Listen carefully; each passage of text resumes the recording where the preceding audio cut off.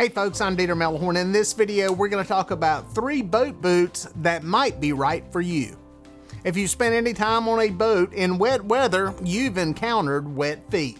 Whether it be from throwing a cast net, working in heavy rain, lifting fish into the boat, sooner or later, your feet are going to get wet.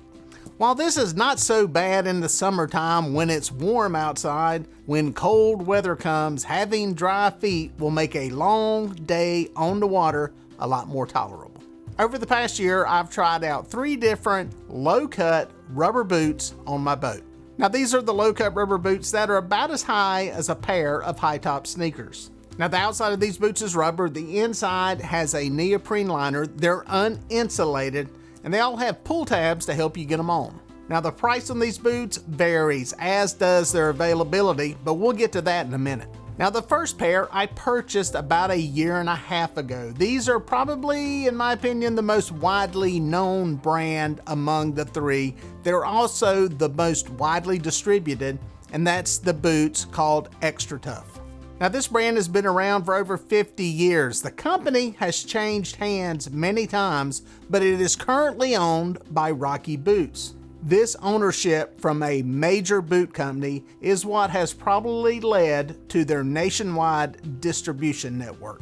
Now these boots were originally manufactured in the United States, but that ended with the change in ownership of the company, and now they're manufactured in China. Now these boots run anywhere from $80 to $120 depending on where you get them, and they come in a lot of different colors and styles. These boots slip on very easily, and I use them regularly for running in and out of the house in wet, rainy weather. Now the next boots I tried were sent to me by Grundens, and they're called Deck Boss. Now these look similar to the Xtratuf boots, but the build quality seems to be a little bit sturdier, and that may add to some longevity in the long haul. These boots are uninsulated, but they performed well for me in our, well, relatively mild winters here in the South. While not exactly warm, they were a manageable temperature in the 30-degree weather, but if you're cold sensitive, you may want to choose a warmer insulated boot. These boots do fit tighter. It takes 2 hands to put these things on. That's a very snug fit around the ankle, and I like that in the wintertime, especially when you're dealing with a possible icy boat deck. Now they're priced at around $100, and while I'm sure you can find them in coastal fishing communities, they're not as widely distributed as the Xtratuf boots are. The last brand I'm trying is from HiSea, H-I-S-E-A. The company sent me these things to try out, and I've been putting them through the paces for the past year. HiSea is a Chinese company with virtually no in-store distribution in the United States.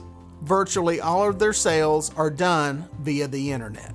The best thing about this brand is they're a lot more affordable than the other 2 previously discussed brands, about half the price. I've seen the price on these HiSea boots anywhere from $45 to $55.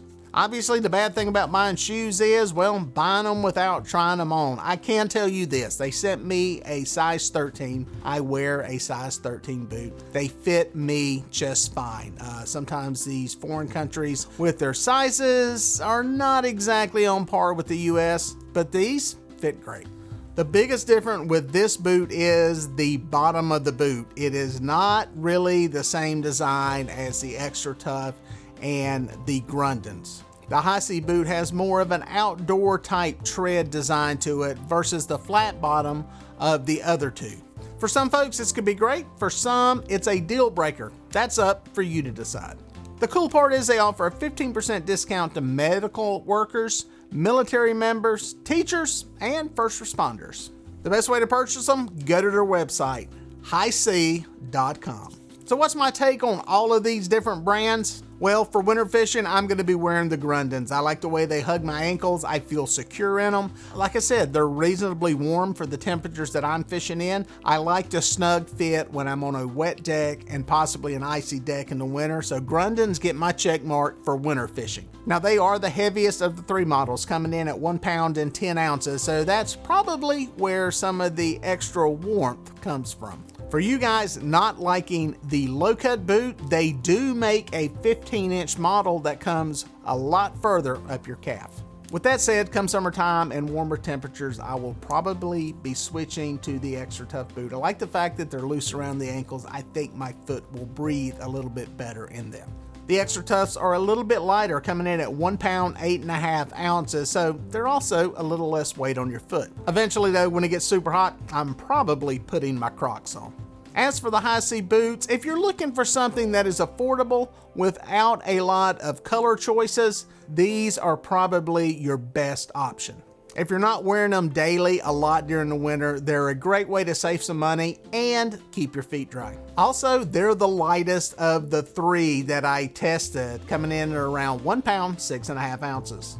And one last cool thing about the HiSea boots is they have a lifetime warranty, so you really don't have that much to risk by buying them. The good news in all of this, folks, is that there are a lot of options, a lot of styles to fit a lot of different tastes and a lot of different budgets. Hopefully this gives you some good information to chew on in making your decision. And please, if you have bought, purchased, worn, tried out any of these boots, leave us a comment down in the comment section and let us know what you think.